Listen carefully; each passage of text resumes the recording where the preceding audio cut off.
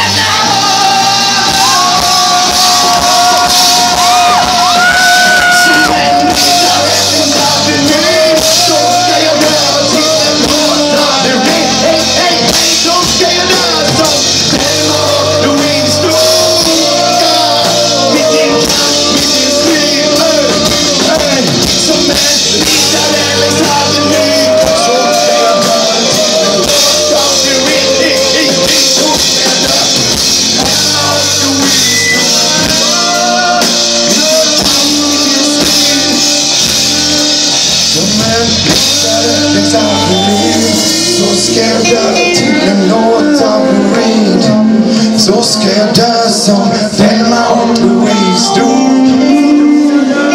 Mitt i en kamp, mitt i en strid, som en riddare längs Avenyn. Så ska jag dö till en låt av Reed. Så ska jag dö som Thelma och Louise dog. Mitt i en kamp, mitt i en strid,